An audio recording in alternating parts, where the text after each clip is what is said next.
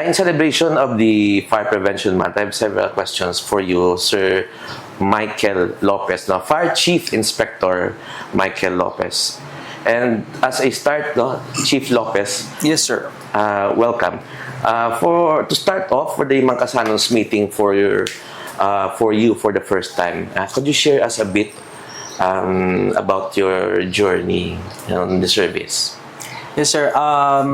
When the Negros Island region was created way back 2025, we established the BFP Negros Island region middle of 2025, and I was assigned here coming from Region 6, BFP Region 6. My first assignment here at the regional office as the Chief of the Financial Management Division, BFP NIR, and then pursuant to the Bureau Order of for the retirement of the outgoing acting City Fire Marshal in the person of Inspector Paulo Garin, I was the one chosen by our regional director to replace him effective February 23, 2026. Before I assumed as a fire marshal, I also assumed several municipalities and cities. No, this is my third city or municipality na nawakan ko, sir, as a city fire marshal. Sir Garin is retiring already? Yes, sir. Effective, the light duty status is effective last February 25, 2026. And the retirement date, to be exact, is on June 25, 2026, sir. Okay. As a uniform personnel, we are giving the privilege of a light duty status. 4 months before the day of retirement, sir, we are given 4 months as a light duty status to give way for the processing of retirement fees and other documents that need to be submitted before the retirement. Okay. So how do you see the Mangkasanons? Sir, I am very much privileged, and it is my gratitude to extend to all of you, even to the Honorable Mayor, sir, because actually, sir, pag abot ko dire last 24,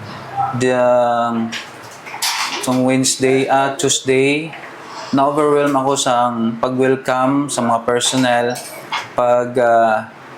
courtesy call ko dito sa office ni Mayor. I didn't expect on how the warm welcome by the people, the LGU, and the personnel of the La Carlota City Fire Station. Okay. Every leader brings a different perspective. So what is your primary vision of on top of priority for the La Carlota City Fire Station under your administration? Yes, sir. As a fire marshal, I always look up and try to accomplish the vision of our bureau, of our agency, sir, which is to make this nation or the city a fire safe in every circumstances, sir. Although we cannot totally eliminate or eradicate the occurrence of fire, but somehow in my leadership and with the support of our personnel and of course support of our LGU, we can manage to lessen the effect of the fire occurrence here in La Carlota City. What have you observed, sir, sa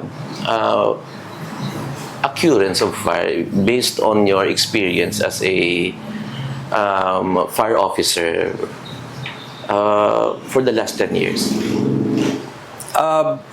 Based on the statistics, sir, the most common causes of fire is electrical in nature. Okay. Maybe because electrical installation in houses, in other structures, buildings, and facilities, siguro yung mga hindi masyadong mini-maintain, hindi masyadong chine-check up ng mga owners, mga household. It's because some of electrical installations are hidden, like in mga kisame, hindi siya masyadong nakikita.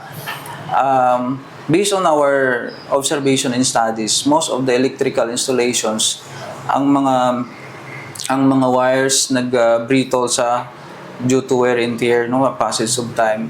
So amo na sa sir, no, sa as we compare in other causes like candles, like cooking appliances, like mga grass fire and other causes of fire, yung electrical the most causes of fire incident is electrical in nature. Electrical in nature. Sige. Also, coming into this new role, right at the start of the Fire Prevention Month, which is on March 1. See? Yes, sir. What's the most urgent message you want to communicate to the city? We always remind the people this phrase which says, prevention is better than cure. That is why the main objective of the Bureau of Fire Protection, especially here in La Carlota City, is to intensify the education information campaign on how to prevent the occurrence of fire. So, aside from the public information, ang pagsagawa namin or pagsagawa namin mga inspection sa mga bahay, establishment at saka ibang mga facility is also a one way on how to prevent or to communicate the prevention on how to prevent the occurrence of fire sa mga household. Especially sa mga household. We have this activity na tinatawag namin na house-to-house campaign wherein ang ating mga bumbero ay pumupunta sa mga bahay-bahay and then we personally interact with them, giving them leaflets, giving them tips on how to prevent, on how to take care of the respective fires. Kasi sir, yung fire kasi, mayroong tinatawag kaming friendly and unfriendly fire. Friendly in the sense that we are using fire in daily lives. But if we neglect to use it, this will cause us unfriendly fires. So, basically, the main objective of the Bureau of Fire Protection is to intensify the fire prevention. If not, doon na po kami pupunta sa suppression. Okay. Sir, can you walk us through the anatomy of response, no? From the second the alarm rings here at the station, and what exactly is happening to get the trucks out sa office ninyo? Yes, sir. That is the good question, sir. And also, the time wherein I can explain why is it mga usual naton nga mabatian nga late always ang fire mag-abot. Nag-base kami, we are basing on the time of calls. At the time of calls, we will verify the location, we will verify the caller. And then, while we are verifying the caller, ang aton ng mga fireman naton, nag-ilis na sila, no? Nag-prepare na sila. They are rushing to the fire trucks. And then, upon verification of the authenticity of the caller and the locations of the fire incident, immediately ang aton mga fire trucks na sir, nag-rush na siya dito. Pag residential ang aton calls, automatic ang tatlo ka fire trucks naton nagalakat na sila dito. Nag-rush na sila dito pakadto. And then as a fire ground commander, we are given a minimum of 5 minutes response time. 5 minutes. Dapat pagbit na namon, except siguro kung mga malayo na area kag mga traffic, may mga traffic congestion, di na namon mamit ang 7 minutes time pala, 7 minutes time. So upon arrival, sir, we will assess as a fire ground commander, I will assess the status of the fire incidents. Nga kung need ko ang assistance of neighboring municipalities or cities, or I have to raise the alarm to second or third alarm or even general alarms. That is the procedure of our on how we respond. To justify the notion of other people na always delay, we are basing on the time of calls and then the response time. Usually, damo na gambal nga tiyang iba nabi as a common tao, pag nakita nila ang kalayo, dito sila ga-base isang delay until the arrival of fire trucks. But kami hindi namon mabalawan. we do not know na may fire occurrence until such time we are being informed through calls, through text, or even the walk-in ng mga people na mag-inform sa amin. So, time of call. Time of call, sir. Okay. So, this only means na ang people should be vigilant also regarding the reporting sa inyo.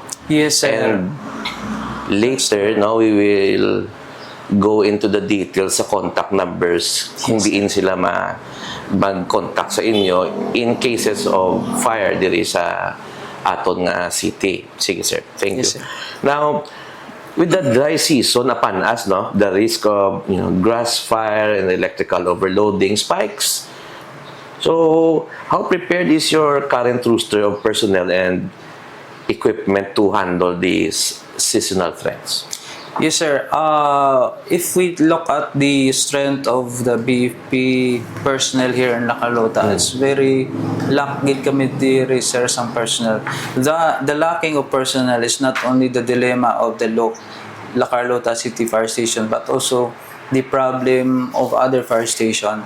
With respect to the fire trucks, we have enough fire trucks here, 3 fire trucks, and then there is another one super tanker na for use of frac din ng LGU sa amin. And then with respect naman sa personnel, civilian personnel, we are very grateful to our Honorable Mayor na we have given job hire to assist the organic personnel of the BFP, the La Carlota BFP Fire Station. So, pero as to the preparation in case of residential, like grass fire, we are always prepared, sir. Yeah. We have no, hindi po namin sa magiging, hindi pwedeng sabihin na hindi kami prepared. We have no, hindi kami pwedeng magsabing hindi kami prepared. We always prepared, sir. In any kinds of responses, not only in fire incident, in natural, man-made man siya, or in other emergencies, the BFP La Carlota personnel are always prepared, sir. No excuses. No excuses, plus the term is Service excuses. above all. Yes, sir. Okay. Sir, you said there's a lack of personnel. I want to clarify this. Which part of your rooster ang may kulang? Are they on the top or the ones on the middle or on the bottom? When I say, I mean the roster to man the fire truck, sir. One fire truck it should be manned by 7 personnel. But in our present case, one fire truck is manned by 3 or 4 personnel. So that is our basis na, should I say, na lacking yung personnel because it's not enough to man the fire truck, sir. Okay, so what are those positions na lacking? Driver, we are Driver. lack of drivers. What else? Nozzleman. Nozzleman. Lineman. Lineman, amo na sa gawit sang hose. Yes, sir. Okay, ano pagit ang number 4? And then aside from the one who man the fire trucks, the personnel also assign it at the office. Office Yes, personnel. sir. As you can see, sir, in our organizational charge, most of our personnel are handling multitasking functions. It's because of that dilemma na lack kami sa personnel. And who supplies this personnel in case nga may kulang? Sino ang mahatag dapat? Ang city or ang national government? Ang regional office, sir. Regional office? Yes, sir. Does it need a request? Yes, sir. We keep on requesting in the higher ops for the additional personnel. But we understand naman, sir, na not only the La Carlota Fire Station is facing that kind of problem. Most of the fire station all over the Negros Island region is also experiencing that kind of problem, lack of personnel. With the lack of personnel, sir, no, are we expecting some extent of problem regarding your operation? Based on my observation, hindi man masyado, sir. Okay. Oo. Hindi man masyado. For as long as mayara kaming nozzle driver, which is very important. May nozzle man, may lineman kami in every fire trucks.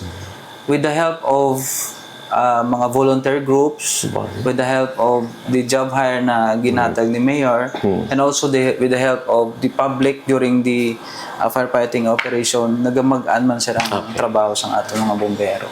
Sige. It's good to know, sir. Sir, response time is always the public's biggest concern. Okay? So what are the main hurdles or bottlenecks of your personnel faced when rushing to a fire scene? Probably, I hope not in La Carlota, but based on the tour of duty that you have, how can the community help clear those hurdles? Yes, sir. Based on, as I've said, sir, a while ago, we intensify this fire prevention campaign, information dissemination. We also conducting trainings, seminars in our established community fire auxiliary group. So, training natin, sir, yung mga barangay fire brigade just in case kung may mga sunog sa ila area. And then, they will be the first responder before the fire trucks arrive. So, upon the arrival of our fire trucks, they are the ones also, sir, na tumutulong sa ating mga firefighters because sila yung may knowledge sa area nila, sir. Okay. So, for us, hindi masyado mahirap yung pag-hurdle ng mga problems sa responses is because yung community natin, sir, yung tumutulong sa atin. In line also with our motto sa Fire Prevention Month na sa pag-iwas sa sunog, hindi ka nag-iisa. Hindi, if alone, sir, the BFP alone cannot accomplish our mission without the active participations of the community, especially the local government unit. Hindi po naging mahirap yung trabaho ng BFP. It's because nandun po yung mga community na tumutulong sa amin, sir. Especially sa responses namin doon sa fire incidents. Okay. Sir, prank calls are delayed reporting, no? Or delayed reporting can be deadly. Okay. So how much of an issue is this for your station? And what is your policy dealing with it? Yes, sir. Prank call, sir, is sa normal na happenings man sa amon. Okay? Even I'm not here before in La Carlota, we experienced prank calls in Iloilo City when I was a fire officer in Iloilo City.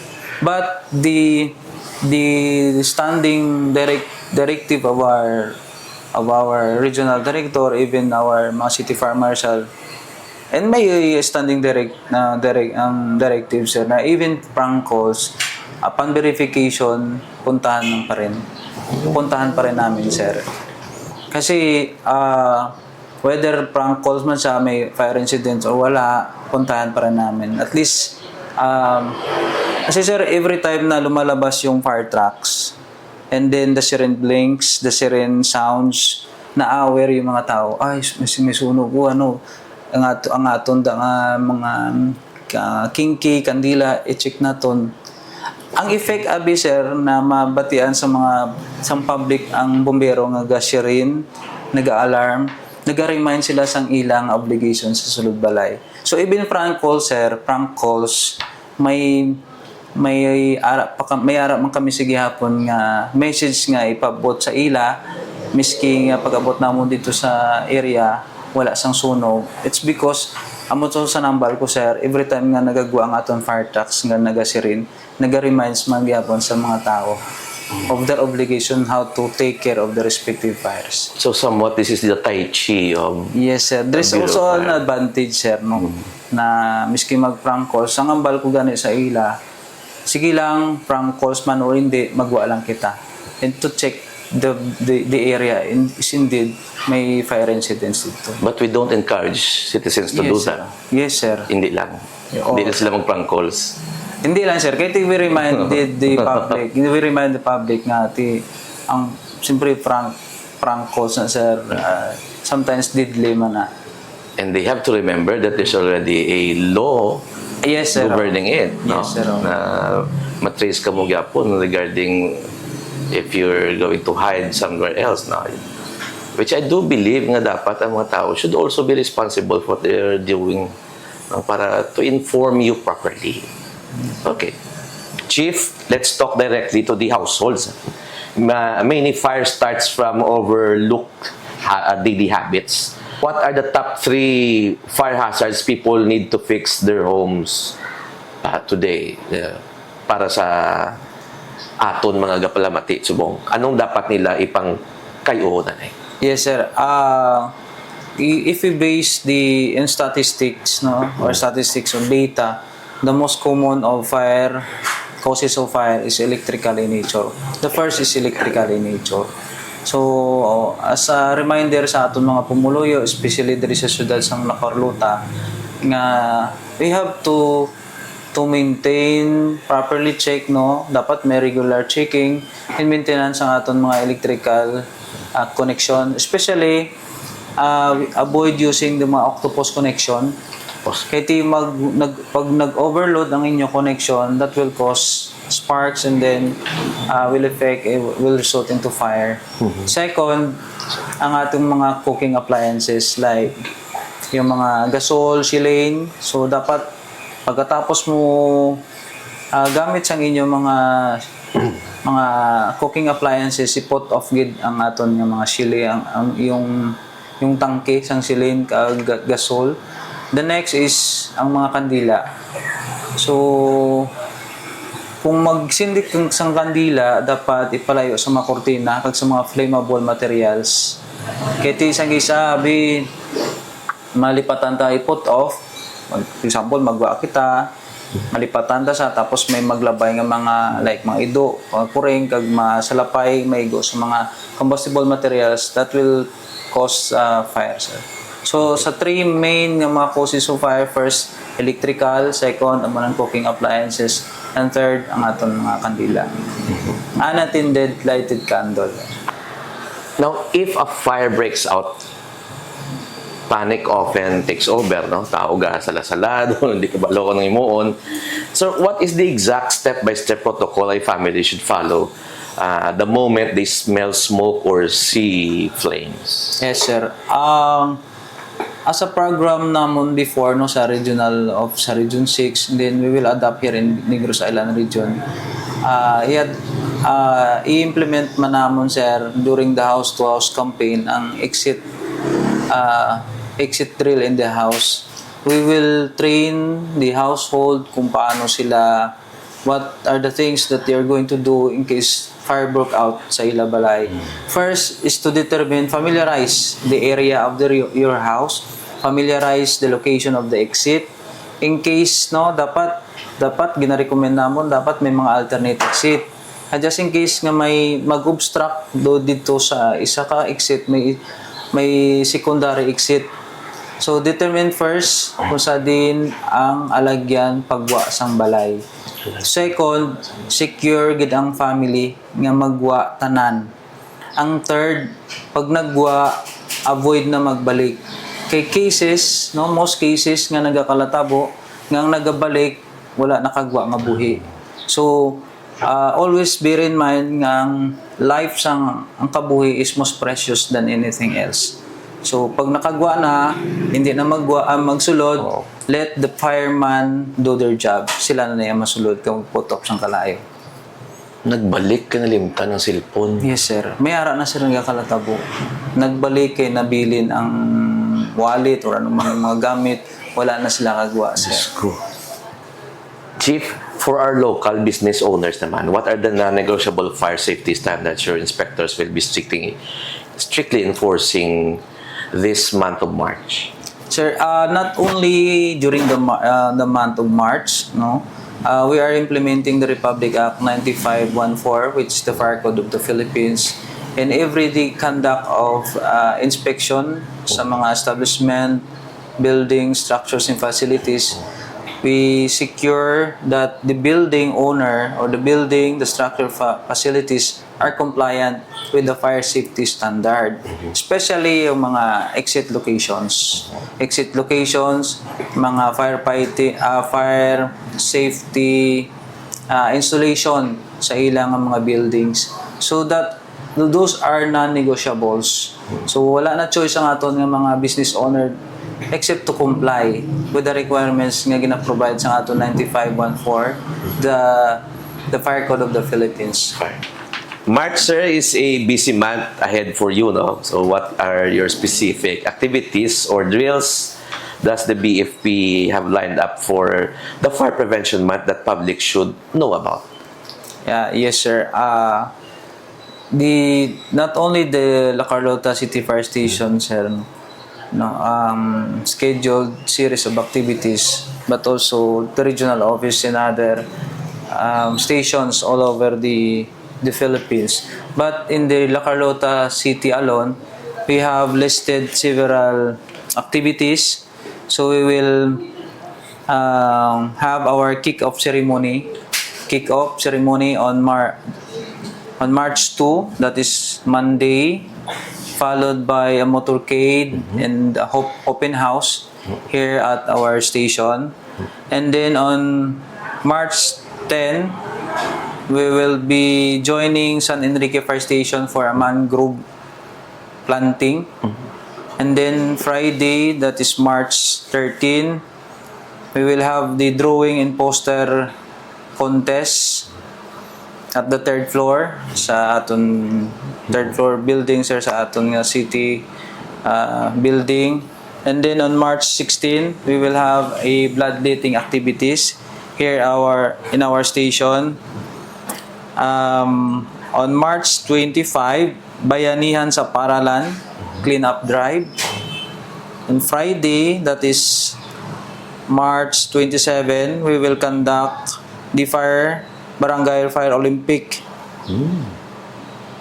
Fire Olympic that will be participated by Barangay Fire Brigade, sir. Selected fire brigade here in the La Carlota City La Carlota City. So the focus kami, sir, sa amon nga is ang isa ka activities manamon, not just for the month of March nga training sa mga fire brigade. Kaya we believe nga ang mga fire brigade, mga fire volunteers, mga barangay, sila na yung mga first responder natin in case not only at the time of fire incidents, but in all other calamities na pwede sila mag-responde. For fire occurrences sa ilang mga barangay, since sila man ang may nakafamiliarize sa ilang lugar, that would be a big help para man sa aton yung mga firefighters. Kapag abot naton, ara na sila, and then mag-assist sila sa aton on how to put out the fire, to cordon the area, and to assist man sa mga pumuluyo naton kung sa din sila mag-evacuate. So, it is a big inisang activity ang Barangay Fire Olympics. Kay next year, kung may ara nga Barangay Fire Olympics ang regional office, whoever nga magdaog sa sining activity amo nga aton maging participants dito sa regional level nga competition. What are these direct hotline numbers or channels to the La Carlota City Fire Station that every Mangkasanon should have saved in their phones right now? Yes, sir. We have the landline hotline, which is 466-3996. Again, landline number is 466-3996. And then our hotline cell phone number is 0949-113-0777. I repeat, 0949-113-0777. Then you can also contact us in our BF Facebook account, BFP NIR La Carlota City Fire Station. BFP NIR La Carlota City Fire Station. It is the reminder of our BFP na in case of may mga fire incidents, in case of may mga vehicular accidents, may mga other responses that needs the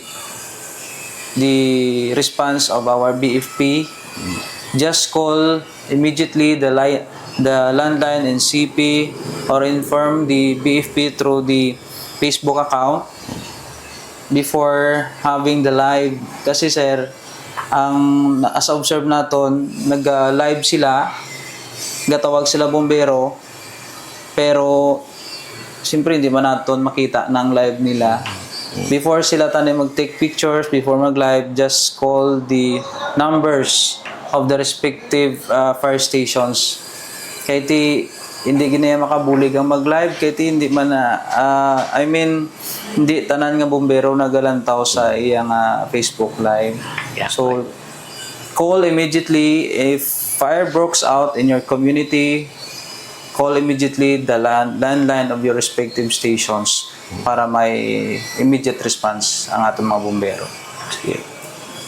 Sir, it's been a pleasure talking to you, and I hope all our listeners will be vigilant, no? Especially for the month of March where the summer season and the heat peaks, no? And I hope that they will cooperate so that we will going to have a fire-free La Carlota City. And for that, Sir Michael, thank you very much. Thank you, sir. For a very insightful interview with you today. Again, we wish you all the best as you serve the La Carlota City. Thank you very much. It's my pleasure, sir. Salamat, man.